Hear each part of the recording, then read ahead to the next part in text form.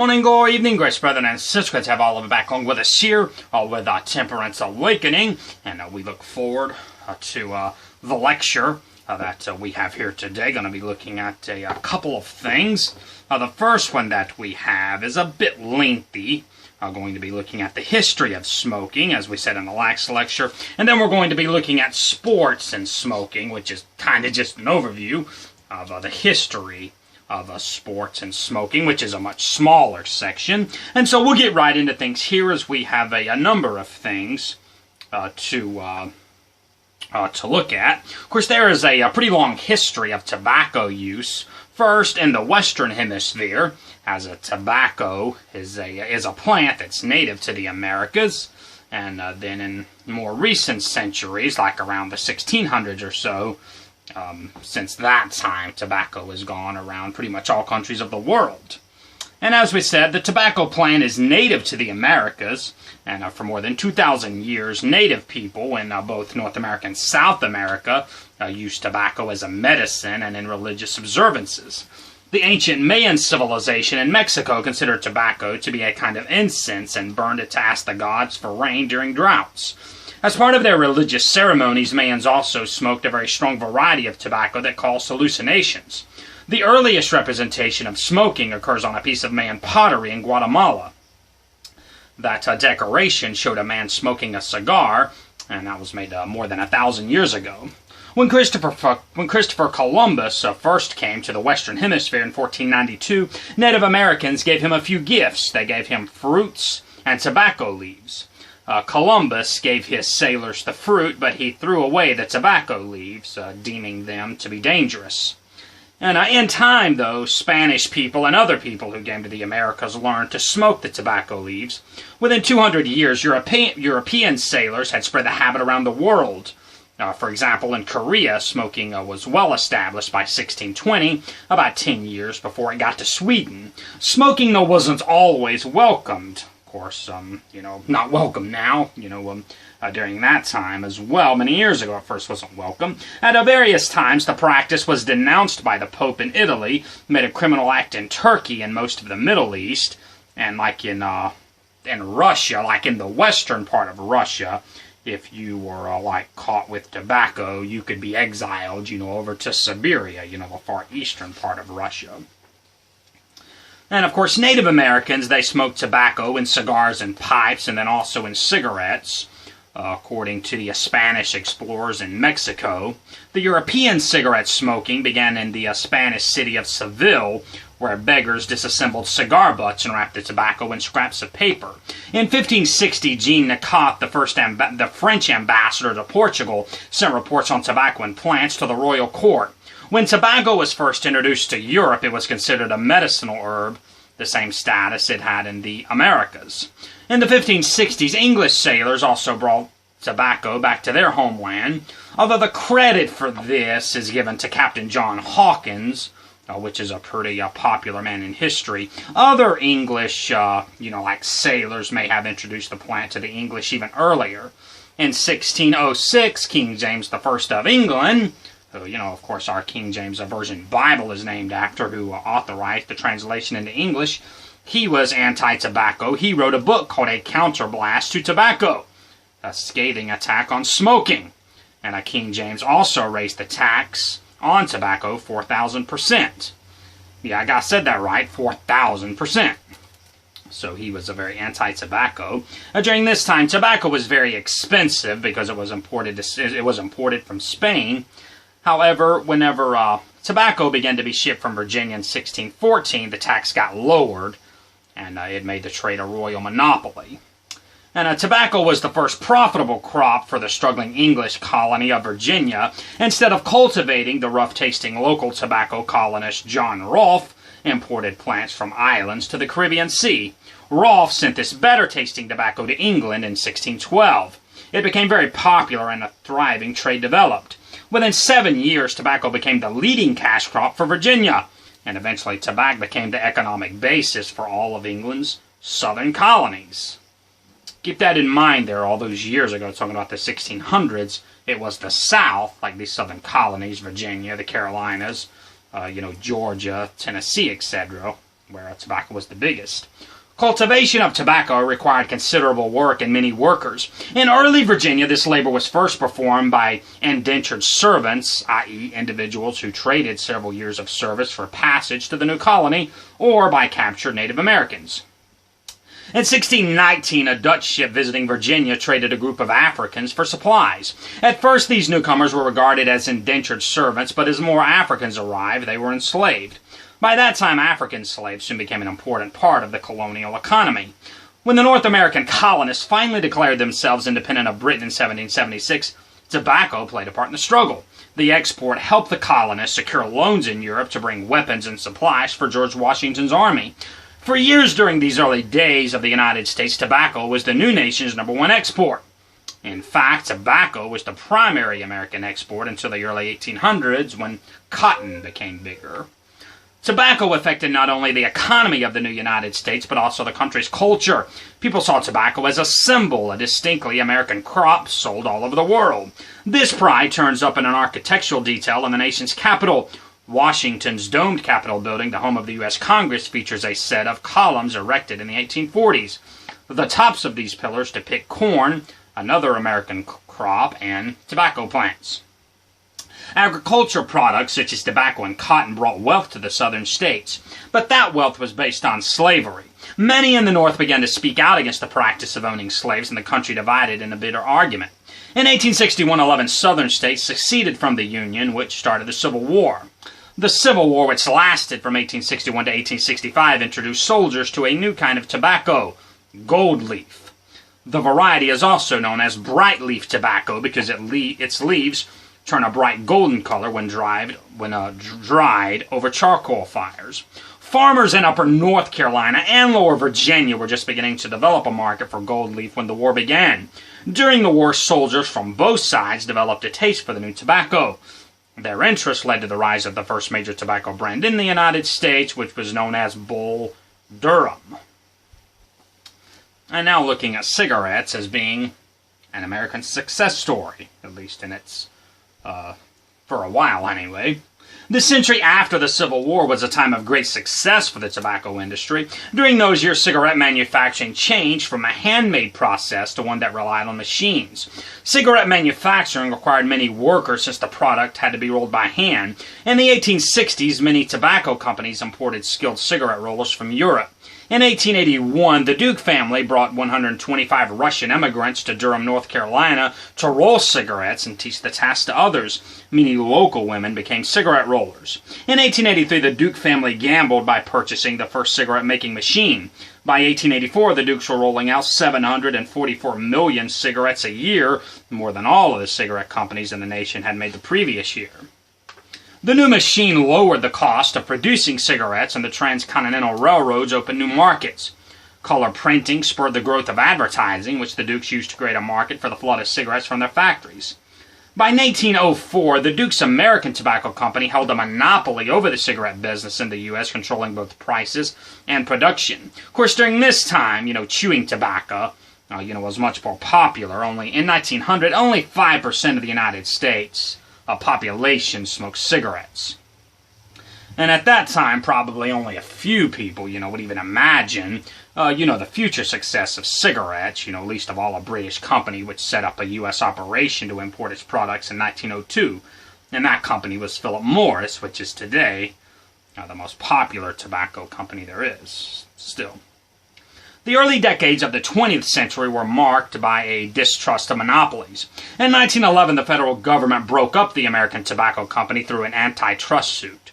The giant corporation was broken into several companies that immediately began competing to see who could get the largest share of the market. R.J. Reynolds scored the greatest success, launching its Camel brand with a new mix of cigarette tobaccos and a brilliant advertising campaign. By the time the United States entered World War I in 1917, Camels had cornered 1/3 of the American cigarette market.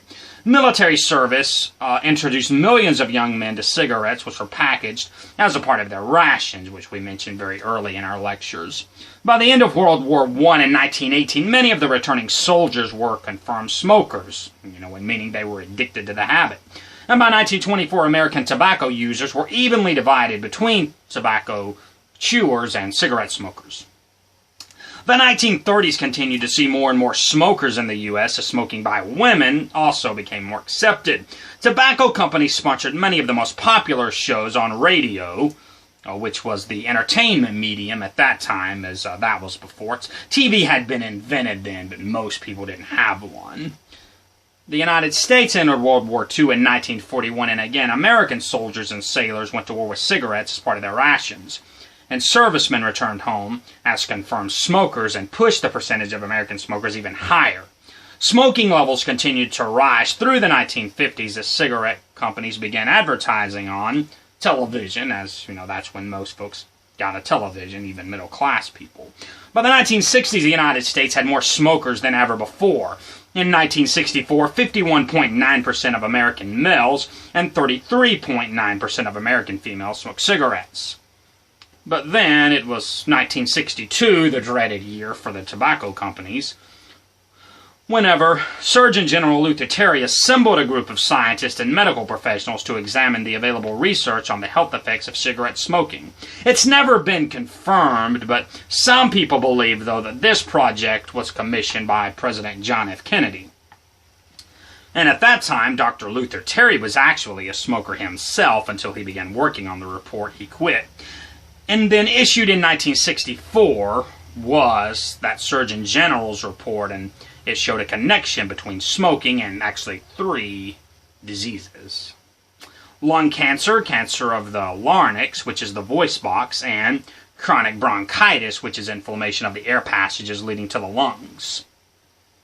And now we're going to look at some growing difficulties for the tobacco companies. Although the thing is that this report that came out in 1964 by Dr. Terry actually didn't even contain any new findings. Well, what do you mean? It was the first time something, was publicly said about tobacco. It was actually, though, as early as the 1930s, researchers had been finding links between smoking and a variety of illnesses, but studies were rarely publicized because tobacco companies were so wealthy they wouldn't hardly let anything else get publicized.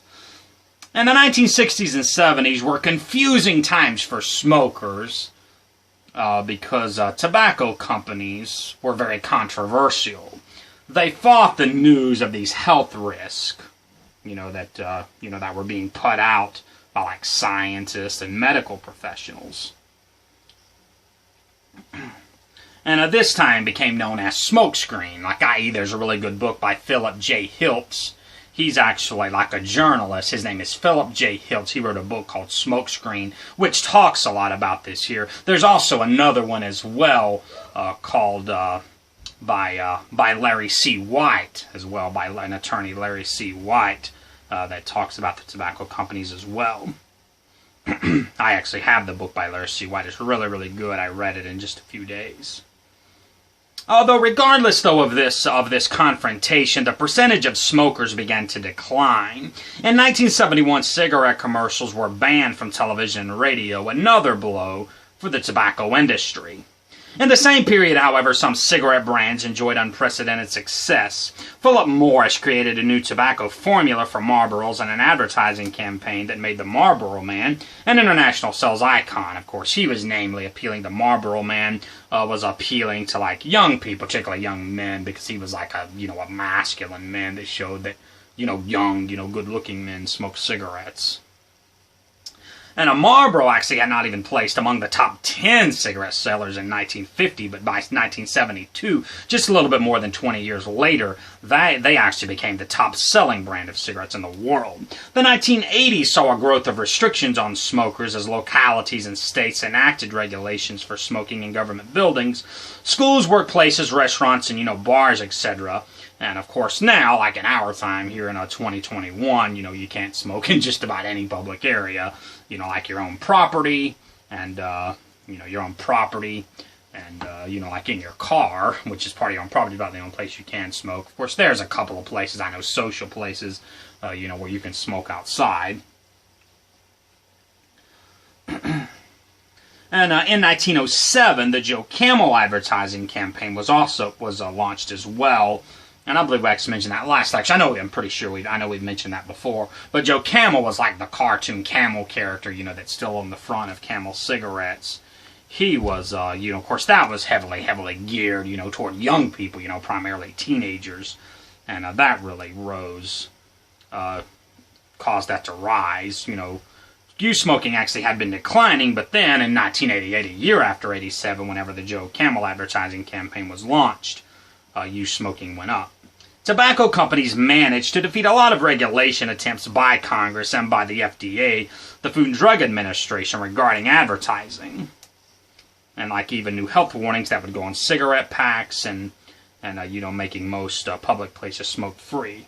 In the courts, though, at this time, like in the late 80s, early 90s, they faced serious legal challenges as attorney generals of all 50 states sued to recover health care costs for people with tobacco-related illnesses.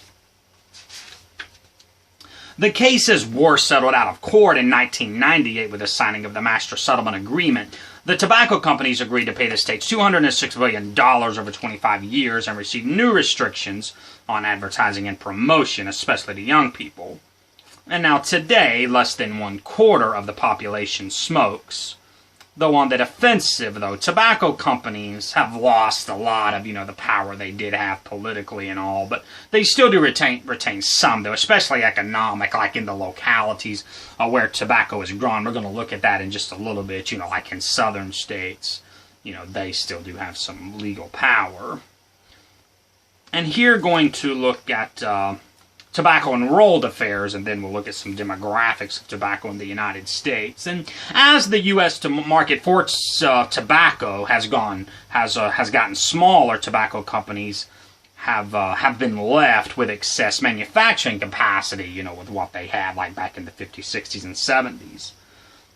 And of course, the result of this is that the tobacco industry began aggressively marketing to the rest of the world. Now, tobacco companies have always been international firms marketing their brands in other countries, but particularly, though, as we said, for about the last 3 or 4 decades, they have really focused on marketing in developing nations, i.e. third world countries, like Africa, South America, and Asia.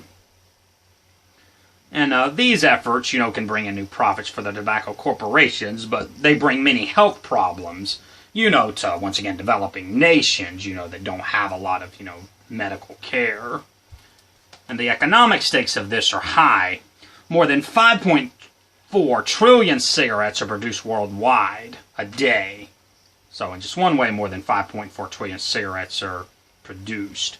Now, over 300 million men smoke in China alone. So more than 300 million, that's actually about equivalent to the population of all the United States. So, that's a lot of people, and American cigarette makers want to share that market.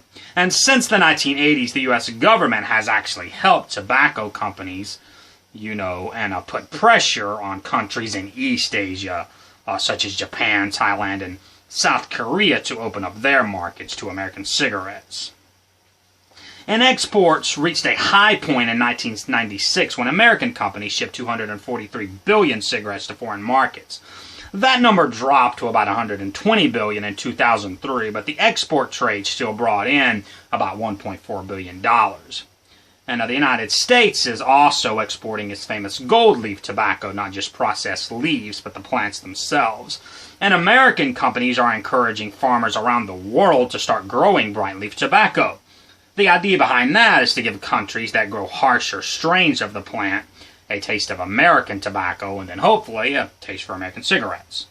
Today, about 1/2 of the tobacco in American cigarettes actually comes from foreign countries, undercutting prices for American tobacco and driving many small farmers out of business. By heavily mechanizing and opening new tobacco plants overseas, transnational tobacco corporations are exporting manufacturing jobs to developing countries as well. And now looking at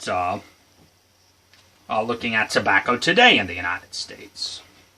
And the American Lung Association compiles stats about smoking every single year. We don't have all the tobacco stats like smokeless tobacco; those are scattered. But they do, though. They do get the stats for all of the United States here, as well as the states, and so So still now we're looking at somewhere around, I believe, 20% of people in the United States smoke. And now looking at our stats here, what we have most recently being 2020, the year 2020, last year, with those of smokers. West Virginia actually took the #1 spot for a long while. Kentucky which Kentucky actually still might be overall for all tobacco the #1 to make, but just when it comes to smokers, though, smoking cigarettes, West Virginia is the biggest at 25.2%. Kentucky is now at 23.4%. Arkansas is at 22.4%. Oklahoma, Louisiana, Mississippi, Alabama, Georgia, South Carolina, North Carolina, and Tennessee are also states up there with the highest percentages. Remember, like I told you to remember many years ago, like in colonial times, how the South was the big tobacco area. Still true today. It's, primarily the South that has the highest percentages of numbers. Utah has the lowest percentage with 9%, probably because of the big Mormon population there, when Mormons are staunchly against tobacco use. And then California was next to last at 11.2%, as being a state that has had a lot of government-funded anti-tobacco efforts since the late 90s. And actually only, now about 14, I was actually off. In 2019, only about 14% of the U.S. adults smoke cigarettes. That is actually down a pretty good amount since 2001. In 2001, about 22% of Americans smoke. So that's actually dropped pretty good here in 20 years. So we've gone down. Of course, that's adults, though. That does not include young people, like teenagers, etc. So about 34.1 million adults smoke, but obviously, lots of people underage, like 13 to 17-year-olds, people that are underage also smoke. And as we said there with the South, they're also the biggest tobacco-producing states. First is North Carolina, second Kentucky, third Virginia, fourth Tennessee, fifth Georgia, and sixth South Carolina. And the only other state that produced any significant tobacco was Pennsylvania, which is really mid-Atlantic and kind of mid-Atlantic northeast. That also produces tobacco. And tobacco is grown on, like I'm going to give you these stats here so you kind of know about the political background of this. Tobacco is grown in only 51 of the 435 congressional districts.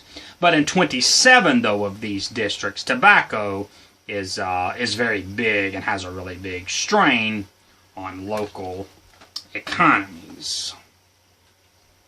And so now a couple of other stats that we have here. Probably the group, as far as adults go, certainly the group with the largest percentage of smokers are going to be the youngest, 18 to 24 years old. And then the lowest percentages being those people over 65. Probably a large reason for that is because so many people pass away, before they get, so many smokers pass away before they get to the age of 65. And yeah, I can also give some of these here really quick, kind of to show how important education is, because being educated has a lot to do, with tobacco smoke, just to kind of run over this, and then we'll give some particular numbers. Like a 1991 National Household Survey on Drug Abuse found that among 16 and 17-year-old dropouts, so 16 and 17-year-olds who dropped out of high school, more than 50% of those were smokers, or at least had smoked in the last month. And that's the trend, right there. The biggest smokers that you have are going to be the ones who are the least educated. That actually goes for adults and young people as well, also with youth. Like I think we mentioned that before, whenever we talked about tobacco with youth, how like most youth who smoke are people who come from like low-income families and, rather difficult neighborhoods. And so the highest percentage of smokers from an educational standpoint were those that had a GED certificate at 35.3%. And these numbers here for all of the U.S. And then 21.6% of U.S. citizens with no high school diploma smoke.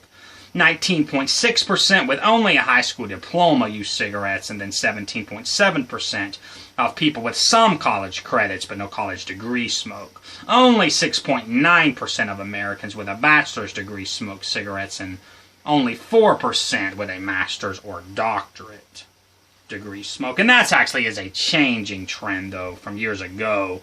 Before that they were actually more educated, a few more educated people that smoked, like in the 50s and 60s. But whenever all these health things came out in the 70s and 80s, most educated people quit tobacco, and then tobacco companies began marketing their products to working class people during a time whenever they could advertise, like setting up billboards in their communities, like in blue-collar communities. You know, in advertising around grocery stores and convenience stores, you know, that were mostly inhabited by working class people. And so,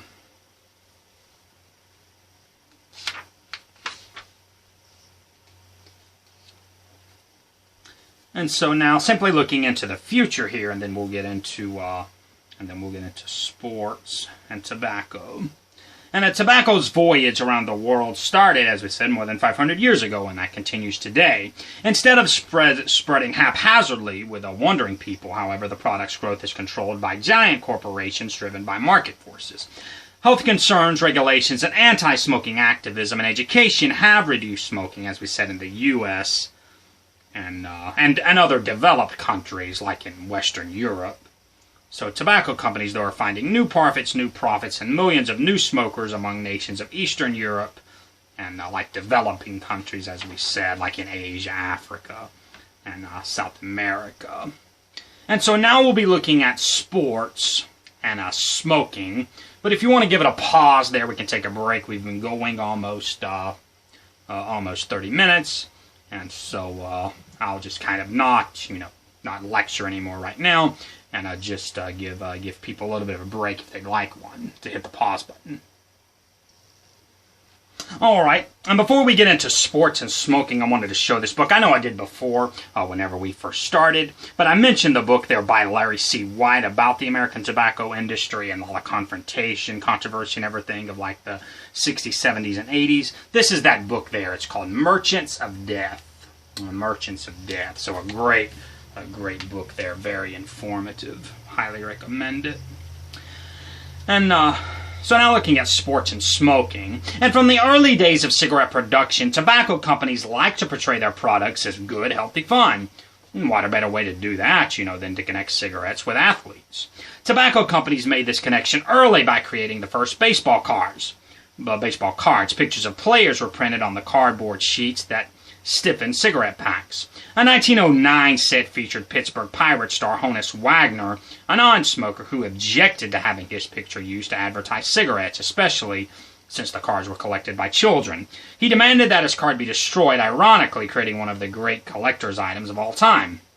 In 2000, a surviving Honus Wagner card sold for more than $1 million, hard to believe. And until the 1960s, tobacco companies offered featured sports stars in their advertisements.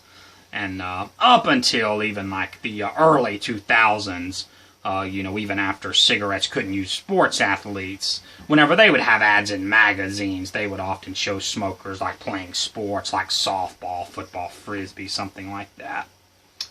And so now we're just going to look at the media, kind of just briefly look at the media and tobacco, and a little bit of history there. Of course, now they can't do any type of advertising, really anywhere, TV, radio, magazines, nothing. But both the print and broadcast media, though, are still money-making businesses, no longer for cigarettes, but at a time they were. Cigarette advertisements were, some of the biggest, especially, as we said, in connection with sports.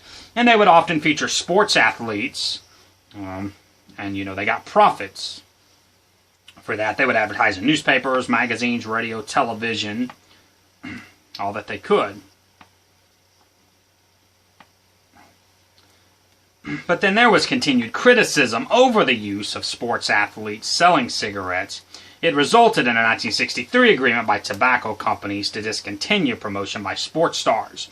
And then in 1971, Congress banned TV ads for cigarettes. Cigarette manufacturers quickly, though, found a way to get over this and to get their brand names on television. So what did they do? They started sponsoring sporting events. And Marlboro, quickly became attached to auto racing, particularly NASCAR with its, well, actually that was Winston. Marlboro was in auto racing, but Winston was as well, and also Skoal. And Virginia Slims, they were known to sponsor tennis tournaments. Of course, that was Winston, who did the Winston Cup, the #1 series for NASCAR. And researchers from the Boston University School of Public Health studied the events sponsored by tobacco companies, by tobacco corporations between 1995 and 1999. In that 5-year span, the companies attached their names not only to a variety of sporting events, but also to musical and cultural performances and social causes. Motor racing received the highest promotional expenditure with more than $208 million going to various organizations and events, as we said, probably because of NASCAR's affiliation with Winston. But also, besides racing and tennis, other major tobacco sponsorships involved rodeos, which were mostly smokeless tobacco, like dip, snuff, and chewing tobacco. And then also golf and billiards, like pool playing. That was also attached to tobacco and cigarettes. One company donated $3 million to help complete the construction of a university football stadium. Some tobacco companies came up with some clever marketing connections for sports, like whenever they had to get off television. Like Philip Morris, they used billboard space inside sports arenas to ensure that the company's Marlboro ads were placed wherever TV game coverage was likely to focus. Like they would put up billboards behind goal posts, in football stadiums and over the team entrances to the field. Although the TV networks, though, caught these silent ads in their cameras, and then government did take action, and there was a suit by the U.S. Justice Department in 1995 to end the practice. And of course, like with NASCAR, and of course NASCAR was headquartered in North Carolina, which is the #1 state for tobacco production, still today. And RGR, R.J. Reynolds, was among the first to associate one of its brands, as we said, Winston, with NASCAR racing. In 1971, the company began sponsoring NASCAR short track racing events, as well as the high prestige Winston Cup Racing Series, as we said, the highest series that NASCAR has. And these races, back at that time, got a lot of TV coverage. They still do. Of course, NASCAR is still relatively popular, but during that time, was even more popular. And that put the Winston name in millions of homes. And Philip Morris supported a racing team whose cars were plastered with Marlboro logos. And Skoal, as well, became another big rolling advertisement for smokeless tobacco. They sponsored Harry Gant, which was one of the best drivers, like back to like the 70s, 80s, to the early 90s. And even though NASCAR did take some criticism for this, like through the 80s, the arrangement, continued, the deal that they had. Excuse me. RJR and the Racing Association signed a series of 5-year contracts. RJR was spending $60 million a year to promote the sport, recruit sponsors for race teams, and improve racetracks. And tobacco money actually turned NASCAR into the nation's #1 spectator sport. In return, those spectators were invited to sample Winston's or trade in their current brand for 4-pack of Winston's. The first major problem, though, came in 1999 after the Master Settlement Agreement, an out-of-court settlement that ended a lawsuit between the tobacco companies and state governments. Although the main thrust of the case was repayment for state health care costs associated with tobacco-related diseases, the agreement, though, included new restrictions on tobacco advertising and promotion, especially involving young people. And the Master Settlement Agreement prohibited cigarette companies from sponsoring sporting events with competitors under the age of 18, and some of the NASCAR short-track races allowed drivers as young as 16. And even though NASCAR racing drew the second largest audience in televised sports, NASCAR officials now found themselves limited in promotion. Winston wasn't allowed to use its affiliation with the races in radio or TV ads. Officials wanted racing to enter the mainstream. And as early as 1998, RJR invited NASCAR to consider alternatives Although in 2003, Winston was gone whenever NASCAR's Cup Series began being sponsored by Nextel during that time. And then now looking at baseball, now looking at what happened with baseball here. Baseball was invented in the mid-1800s, a time when most American tobacco users chewed rather than smoked. When the National League was organized in 1876, cigarettes were still rolled by hand. Even when the American League came along in 1901, cigarettes were just beginning to become popular. Many early ball players came from southern or rural states where chewing tobacco was popular. Also, having a chow, as they called it, in one's mouth was useful. Chewing tobacco kept the mouth moist while playing on hot open fields under the summer sun. Spit was also useful in keeping the players' leather gloves pliable. Some players found chewing tobacco to be a useful tool in the days of the spitball, a pitch that was banned from baseball in 1920, but it actually was a thing before then. By the 30s and the 40s, however, most players smoked cigarettes. As the dangers of smoking became news in the 70s, some ball players switched to what they believed was a safer form of tobacco. Players first went to chewing tobacco, then they started dipping, which is, holding, as we said, a pinch of tobacco between the lip and the gums. Chewing tobacco and snuff companies began marketing their products as smokeless tobacco, trying to promote that as being something that's healthier than cigarettes. And part of their promotional efforts, as noted in a 1992 article in the Journal of Public Health, involved sending free samples to major league, minor league, and even college baseball teams. And then by the 1980s, smokeless tobacco, or spit tobacco it was called by anti-smoking activists, was widespread in the major leagues. Players used spit tobacco on televised games, giving free airtime to a product that was banned from advertising on television.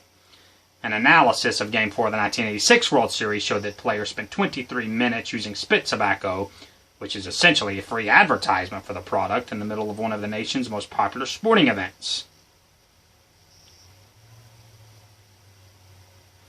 And promotion of smokeless tobacco was very successful during that time. According to a 1993 report by the CDC, between 1972 and 1991, consumption of smokeless tobacco products tripled in the United States. So cigarettes went down, but smokeless tobacco went up. And in that same time period, 8 times as many 17 and 19-year-olds started the habit. And even today, young people like, teenage boys, primarily, they make up a big part of, smokeless tobacco sales. And some, though former baseball players who recognized the dangers of smokeless tobacco, formed something called NSTEP, N-S-T-E-P, the National Spit Tobacco Education Program in 1994. Among these players was Bob Tuttle, a former star for the Minnesota Twins, who underwent disfiguring cancer surgery because of his tobacco habit.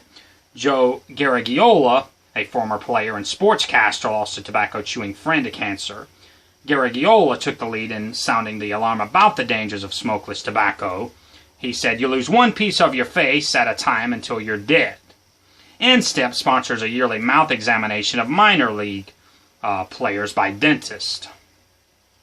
In 2001, of the 2,000 players examined, 300 had sores in their mouths from smokeless tobacco use, and in 21 cases, unfortunately, those sores were cancerous or precancerous. In Major League Baseball, the Players Union and the team trainers organizations supported NSTEP's goals. When the organization started working with Major League Baseball in 1998, 38.5% of major leaguers admitted using smokeless tobacco, but by 2002, that number had trimmed to 30.5%. And looking lastly here, in conclusion about sports here, sports and sports figures have long been a part of smelling and promoting tobacco products. For years, sports stars endorsed cigarettes and chewing tobacco, even though they may later have suffered as a result of using the projects. Because 2 of the most popular baseball players ever, Joe DiMaggio and Babe Ruth, appeared in tobacco ads, and they both died from tobacco-related illnesses. DiMaggio, a smoker, died of lung cancer, and Babe Ruth, who smoked and chewed tobacco, who actually smoked and chewed tobacco from the young age of 7, died of throat cancer. And so sponsorship of sporting events became a very successful tactic for tobacco promotion, especially after the 1971 ban on television advertising for cigarettes. However, now, thank the Lord, sports is not allowed to be sponsored or affiliated with tobacco at all. So thanks for being with us there, going over those couple of things. Let's take a look here. Going to be going over a couple of things next lecture as well. Next lecture, we're going to be looking at tobacco as a gateway product, and then a look at the particular tobacco products like cigarettes, pipes, cigars, dip and chew, etc. So look forward to our next lecture, and we'll see you then. Thanks for being with us here today. And until next time, till the day breaks and the shadows flee away, I am Dr. Coop, and I love you, and I appreciate you.